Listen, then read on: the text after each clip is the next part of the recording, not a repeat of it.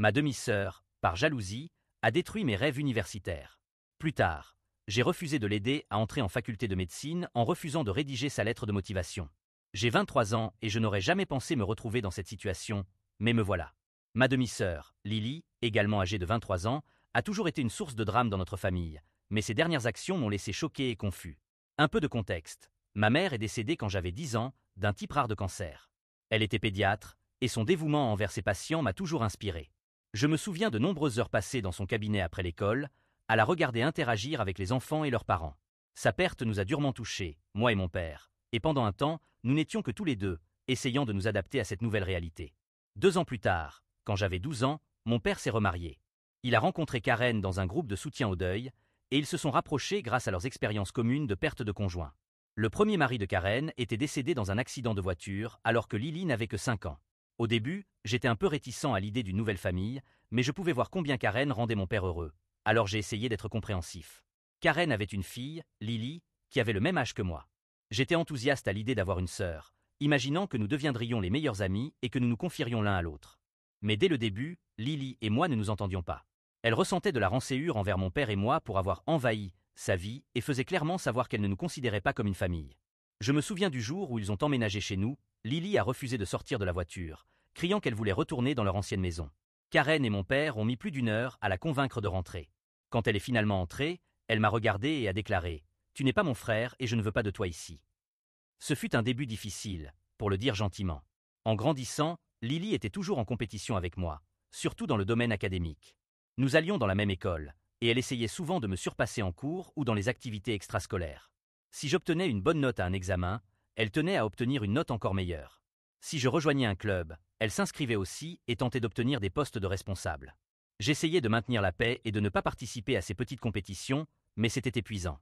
Il y avait des moments où je retenais intentionnellement en classe ou évitais de me porter volontaire pour certaines activités, juste pour éviter qu'elle ne s'irrite. J'avais l'impression de marcher constamment sur des œufs dans ma propre maison. Malgré la tension à la maison, j'ai réussi à me distinguer à l'école. J'étais un élève exemplaire, capitaine de l'équipe de débat et impliqué dans diverses activités de bénévolat. Mon rêve était de devenir médecin, comme l'avait été ma mère. Je passais mes week-ends comme bénévole à l'hôpital local et mes étés à faire des stages dans des laboratoires de recherche. J'ai travaillé dur tout au long du lycée, me préparant aux candidatures universitaires et au cursus de pré-médecine. Lily, en revanche, avait des difficultés académiques. Elle était plus intéressée par les fêtes et sa vie sociale que par les études. Nos parents ont essayé de l'encourager à se concentrer sur ses notes, mais elle ignorait leurs préoccupations. Elle rentrait souvent tard en semaine, sentant l'alcool ou pire.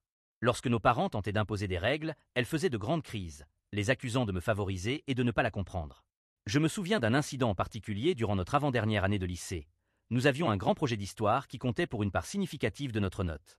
J'avais passé des semaines à faire des recherches et à préparer ma présentation.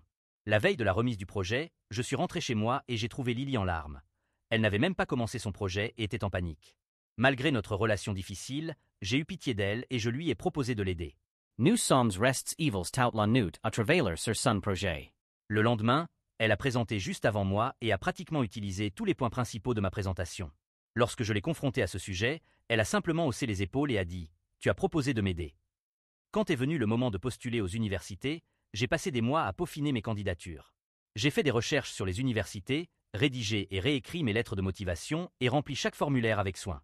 J'ai postulé dans plusieurs universités prestigieuses, dont celle de mes rêves, l'une des plus prestigieuses. Mon père et moi avons même fait un voyage pour visiter certains campus sur la côte est. Pendant ce voyage, je me suis senti plus proche de lui depuis le décès de ma mère. Nous avons parlé d'elle, de combien elle serait fière et de mes rêves pour l'avenir. Lily, quant à elle, a à peine fait d'efforts dans ses candidatures, postulant uniquement dans quelques universités d'État à la dernière minute. Je me souviens de l'avoir entendue au téléphone avec une amie, riant en expliquant qu'elle avait simplement copié et collé la même lettre générique pour toutes ses candidatures. Quelques semaines après avoir envoyé mes candidatures, j'ai remarqué quelque chose d'étrange. Je n'avais reçu aucune confirmation des universités auxquelles j'avais postulé. Au début, je n'y ai pas prêté beaucoup d'attention, pensant qu'il pouvait y avoir des retards dus au volume élevé de candidatures. Mais, avec le temps, ne recevant toujours aucune réponse, j'ai commencé à m'inquiéter. En vérifiant les portails des universités, j'ai découvert avec horreur qu'aucune de mes candidatures n'avait été soumise avec succès. Mes lettres de motivation soigneusement rédigées, ma liste d'activités extrascolaires, mes lettres de recommandation, tout avait disparu, comme si je n'avais jamais postulé. J'ai immédiatement appelé les bureaux d'admission, le cœur battant de panique. Chaque appel ne faisait que confirmer mes pires craintes. Ils n'avaient aucune trace de mes candidatures. J'ai passé des heures au téléphone, essayant de comprendre ce qui s'était passé, mais toutes les pistes me conduisaient à la même conclusion. Quelqu'un avait délibérément saboté mes candidatures. Il ne m'a pas fallu longtemps pour découvrir qui était derrière tout cela. Lily avait toujours été douée avec la technologie et connaissait tous mes mots de passe. À l'époque, j'utilisais le même pour tout. Lorsque je l'ai confrontée, elle a d'abord nié, mais son expression suffisait à la trahir. Finalement, elle a admis ce qu'elle avait fait. Sa justification. Elle était jalouse de mon succès et ne supportait pas l'idée que je sois accepté dans une université meilleure que la sienne. Elle a affirmé qu'elle ne pensait pas que cela aurait réellement de l'importance, puisque je pourrais postuler de nouveau l'année suivante, mais nous savions tous les deux la vérité. Elle avait intentionnellement essayé de ruiner mon avenir. J'étais dévasté. Mes rêves d'intégrer une université prestigieuse et de commencer mon parcours en médecine étaient brisés. J'ai dû me précipiter pour postuler dans des universités dont les délais étaient plus tardifs et j'ai fini par m'inscrire dans une université d'état décente, au lieu des institutions de prestige auxquelles j'aspirais initialement. Nos parents étaient furieux contre Lily lorsqu'ils ont découvert ce qu'elle avait fait. Ils l'ont punie, lui ont retiré ses privilèges et l'ont obligée à s'excuser auprès de moi. Mais le mal était fait. La confiance entre nous, déjà fragile, était complètement rompue. J'ai passé ma première année d'université amère et plein de ressentiment, luttant pour accepter que ma propre demi-sœur avait saboté mon avenir. Je me suis concentré sur mes études, déterminé à réussir malgré tout. Mais chaque fois que je pensais à l'endroit où j'aurais pu être, la colère ressurgissait. Aujourd'hui, 4 ans plus tard, nous avons tous deux terminé nos études universitaires. Malgré le revers, j'ai réussi à m'en sortir et j'ai été accepté dans une bonne faculté de médecine. Ce n'est pas l'université de mes rêves, mais c'est un programme respecté, et je suis fier de ce que j'ai accompli. Lily, quant à elle, a passé ses années d'université à faire la fête et a tout juste obtenu son diplôme avec une moyenne faible. Elle a changé de filière 3 fois et semblait plus intéressée par sa fraternité que par ses cours. Et c'est là que les choses se compliquent. Lily a soudainement décidé qu'elle voulait aussi entrer en faculté de médecine. Elle affirme avoir eu une prise de conscience et vouloir suivre mes traces. Le problème est que, avec sa faible moyenne et son manque d'activité extrascolaire, elle a peu de chances d'être acceptée. Elle n'a cessé de me demander de l'aider à préparer les examens d'entrée et de lui parler en bien auprès de ma faculté de médecine. Elle a même suggéré que je partage ma lettre de motivation et mes documents de candidature avec elle, afin qu'elle puisse les utiliser comme modèle. Nos parents m'encouragent à l'aider, disant que cela pourrait être l'occasion de nous rapprocher en tant que frères et sœurs. Première mise à jour. Merci à tous pour vos réponses et votre soutien. J'ai lu chaque commentaire et cela m'a donné beaucoup de matière à réflexion. Après mûre réflexion, j'ai décidé d'avoir une conversation sérieuse avec Lily. Je l'ai invitée à me retrouver dans un café local, pensant qu'un lieu neutre pourrait aider à garder les choses civilisées. Quand elle est arrivée, elle semblait nerveuse mais impatiente, pensant probablement que j'allais accepter de l'aider. J'ai commencé la conversation en lui demandant pourquoi elle voulait soudainement faire médecine. Sa réponse était vague, évoquant le désir de faire la différence et de suivre mes traces. Quand je l'ai poussée à donner des réponses plus concrètes sur les domaines spécifiques de la médecine qui l'intéressaient ou sur ses expériences de bénévolat, elle n'a pas su quoi dire. J'ai alors expliqué que, bien que j'apprécie son intérêt soudain pour la médecine, je ne pouvais pas, en toute conscience, l'aider dans ses candidatures. Je lui ai rappelé l'impact de ses actions passées sur mon propre parcours universitaire et combien cette rupture de confiance affecte encore notre relation. Je lui ai aussi fait remarquer que la médecine exige un certain niveau de dévouement et d'intégrité que je n'étais pas sûr qu'elle possédait, compte tenu de son passé académique et de son comportement. Lily n'a pas bien pris la nouvelle. Son visage est devenu rouge et elle m'a accusé d'être égoïste et de garder rancune. Elle a mentionné qu'elle s'était excusée des années auparavant et prétendait avoir changé. Quand je lui ai demandé ce qu'elle avait fait pour montrer ce changement, elle n'a pas su me répondre. Au fur et à mesure de notre conversation, le vrai visage de Lily a commencé à apparaître. Elle a fait des commentaires sur le fait que ce n'était pas juste que je sois accepté en faculté de médecine alors qu'elle ne l'était pas, ignorant complètement les années de travail que j'avais investies. Elle a même suggéré que la seule raison pour laquelle je ne voulais pas l'aider était parce que j'avais peur de la compétition. Pendant notre conversation, j'ai aussi découvert quelque chose de troublant. Apparemment, Lily disait à notre famille et à ses amis que j'avais accepté de l'aider à entrer en faculté de médecine. Elle avait même affirmé que je m'étais engagé à rédiger sa lettre de motivation et des lettres de recommandation. Quand je l'ai confrontée à ce sujet, elle a essayé de faire passer cela pour un malentendu. Cette révélation m'a fait comprendre que Lily n'avait pas changé du tout. Elle tentait toujours de manipuler les situations à son avantage, sans se soucier de la vérité ni des sentiments des autres. C'était le même comportement qu'elle avait eu en sabotant mes candidatures universitaires, mais sous une forme différente. Après notre rencontre, j'ai décidé de rétablir la vérité. J'ai appelé nos grands-parents et d'autres membres de la famille à qui Lily avait parlé, et je leur ai expliqué la véritable situation, y compris l'histoire de Lily s'abordant mes candidatures universitaires. Beaucoup d'entre eux étaient choqués, car Lily ne leur avait jamais parlé de cet incident. Certains d'entre eux se sont excusés de m'avoir mis la pression pour que je l'aide, sans connaître toute l'histoire. Mon père et ma belle-mère ont appris ce qui se passait et ont convoqué une réunion de famille. Ils étaient contrariés que des blessures anciennes soient ravivées, mais il semblait enfin comprendre ma position. Ma belle-mère, en particulier, s'est excusée de m'avoir poussé à aider Lily, sans tenir compte de mes sentiments.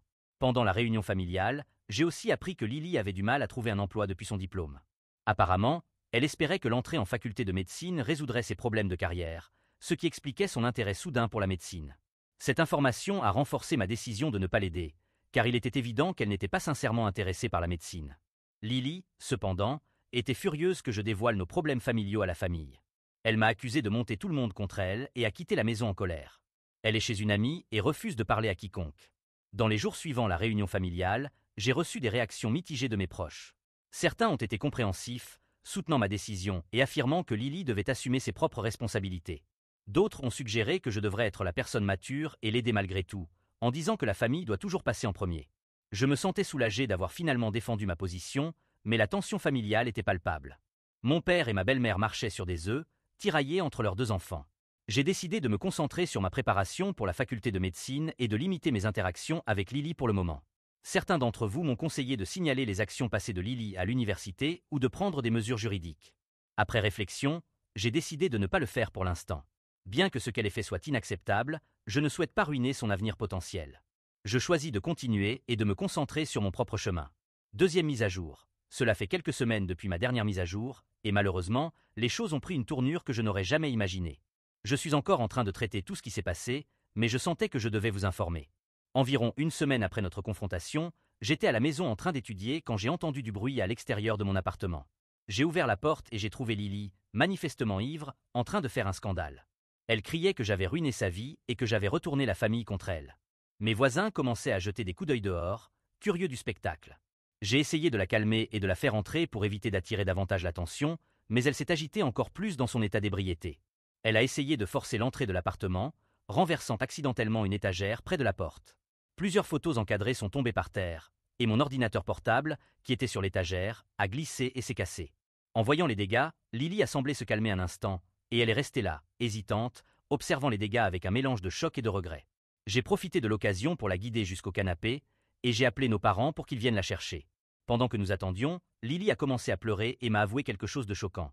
En réalité, elle n'avait jamais voulu aller en faculté de médecine. Tout cela avait été un moyen de se rapprocher de moi et d'obtenir accès à mes documents de candidature et à ma lettre de motivation. Son plan, a-t-elle avoué en état d'ivresse, était d'utiliser mes documents comme modèle pour ses propres candidatures, en changeant juste assez pour éviter d'être accusée de plagiat. Elle pensait qu'en utilisant ma candidature réussie comme guide, elle augmenterait ses chances d'entrer dans un bon programme, pas forcément en médecine. J'étais abasourdi. Juste au moment où je pensais que Lily ne pouvait pas descendre plus bas, elle m'a prouvé le contraire. Je lui ai demandé pourquoi elle choisissait de recourir à de telles extrémités au lieu de travailler dur pour ses propres candidatures. Sa réponse était à la fois triste et frustrante. Il a toujours été plus facile de prendre ce que tu as que de le faire moi-même. Quand nos parents sont arrivés, je leur ai raconté ce que Lily avait confessé. Ils étaient aussi choqués et déçus que moi. Ma belle-mère, en particulier, semblait comprendre pour la première fois l'ampleur du comportement manipulateur de Lily. Elle n'a cessé de s'excuser, en disant qu'elle n'avait pas idée que les choses avaient atteint ce point. Dans les jours qui ont suivi, nos parents ont eu plusieurs conversations sérieuses avec Lily. Ils ont décidé qu'elle avait besoin d'une aide professionnelle pour gérer ses problèmes de jalousie et de malhonnêteté. Ils l'encouragent également à trouver un emploi et à devenir autonome, reconnaissant qu'ils ont permis son comportement trop longtemps. Troisième mise à jour. Cela fait environ 6 mois depuis ma dernière mise à jour, et je voulais partager quelques réflexions finales sur cette expérience. Je suis heureux d'annoncer que j'ai commencé mes études de médecine et que j'adore chaque instant. La charge de travail est intense, mais c'est gratifiant de voir mon rêve se réaliser. J'ai rencontré des amis formidables et je suis enthousiaste quant à l'avenir. Quant à Lily, la situation est plus calme. Nos parents m'ont dit qu'elle voit un thérapeute régulièrement et qu'elle a trouvé un emploi de réceptionniste dans une entreprise locale. Elle vit encore chez nos parents, mais elle économise pour obtenir son propre logement. Depuis la nuit de sa confession, je n'ai pas eu de contact direct avec elle, et c'est un soulagement de ne plus ressentir cette tension constante. Ma relation avec mon père et ma belle-mère s'est améliorée. Ils ont cessé de me comparer à elle et reconnaissent enfin mes efforts. Mon père m'a récemment surpris en venant me rendre visite, et il m'a emmené dîner. Nous avons parlé de tout ce qui s'est passé, et pour la première fois depuis des années, j'ai senti qu'il comprenait vraiment. Il y a quelques semaines, j'ai reçu une lettre de Lily, dans laquelle elle s'excusait à nouveau pour ses actions, anciennes et récentes. Elle a écrit que la thérapie l'a aidée à prendre conscience de la profondeur de sa jalousie et de son comportement manipulateur. Elle a dit qu'elle comprenait pourquoi je ne pouvais pas lui faire confiance et qu'elle ne s'attendait pas à être pardonnée, mais espérait qu'un jour, nous pourrions avoir une relation civique. La lettre semblait sincère, mais je reste méfiant. Après des années de manipulation, il est difficile de croire tout ce que Lily peut dire. J'apprécie le geste, mais je ne suis pas prêt à répondre. Je suis encore en train de digérer tout ce qui s'est passé et de me concentrer sur mes études. Peut-être qu'un jour nous pourrons discuter, mais pour l'instant, je me sens à l'aise avec la distance. Cette expérience m'a appris beaucoup sur l'importance de poser des limites et de défendre mes droits. Elle m'a aussi montré l'importance de m'entourer de personnes authentiques et solidaires. Mes amis en faculté de médecine sont devenus comme une deuxième famille, et je suis reconnaissant de leur présence dans ma vie. J'ai également commencé à faire du bénévolat dans un centre pour jeunes, où je conseille des lycéens intéressés par la médecine. C'est incroyablement gratifiant de pouvoir aider ces jeunes à naviguer dans le processus de candidature universitaire et de partager avec eux les leçons que j'ai apprises. D'une certaine manière, j'ai l'impression d'honorer la mémoire de ma mère en transmettant sa passion pour la médecine à la prochaine génération. Quant à mon avenir, je suis enthousiaste face aux possibilités qui s'ouvrent à moi. Je pense me spécialiser en pédiatrie, comme ma mère, mais je garde l'esprit ouvert pendant mes rotations. Quel que soit le chemin que je choisirai, je sais que les défis que j'ai affrontés m'ont rendu plus fort et plus déterminé à réussir. À tous ceux qui ont suivi cette histoire et qui ont offert leurs conseils et leur soutien, merci. Vos mots ont été une source de force et de clarté pendant une période difficile. Je suis impatient de commencer cette nouvelle phase de ma vie et d'affronter les défis et opportunités qui m'attendent. Bien que la situation avec Lily soit loin d'être résolue, je sens enfin que j'ai trouvé la paix avec elle. Je ne peux pas contrôler ses actions ou ses choix, mais je peux contrôler les miens. Et pour l'instant, je choisis de me concentrer sur mes rêves, mes études et les relations positives dans ma vie. Qui sait ce que l'avenir nous réserve? Peut-être qu'un jour, Lily et moi pourrons construire une relation saine, mais pour l'instant, je suis satisfait du chemin que je suis en train de suivre et de la personne que je deviens. Les études de médecine sont exigeantes, mais après tout ce que j'ai traversé, je me sens prêt à relever tous les défis qui se présenteront. Pour moi, cette épreuve a été un véritable enseignement sur le courage et la persévérance. De plus, elle m'a fait comprendre la valeur des relations saines et bienveillantes, celles qui nous poussent à être meilleurs sans nous faire sentir rabaissés ou jugés. Quant à ma relation avec Lily, je ne sais pas encore ce que l'avenir nous réserve. Peut-être qu'un jour, si elle parvient à évoluer de manière positive, nous pourrons nous rapprocher et construire un lien basé sur le respect et la compréhension mutuelle. Toutefois, pour l'instant, je préfère maintenir une certaine distance pour me protéger, pour me concentrer pleinement sur mon avenir et sur les projets que j'ai construits avec beaucoup de patience et de sacrifice. Ma priorité reste d'avancer sereinement et de me réaliser dans la voie que j'ai choisie. Merci encore une fois à chacun de vous pour l'incroyable soutien que vous m'avez apporté tout au long de cette période difficile. Vos encouragements, vos conseils et votre compréhension ont été des éléments cruciaux dans ma prise de décision. C'est grâce à votre soutien que j'ai trouvé le courage de maintenir mes limites et de défendre ce en quoi je crois. Je sais désormais que j'ai la force nécessaire pour surmonter les obstacles et que je peux faire confiance à mon jugement. Je suis impatient de poursuivre cette nouvelle étape de ma vie, de découvrir encore davantage ce que le domaine de la médecine a à m'offrir et d'aider les autres comme ma mère l'a toujours fait.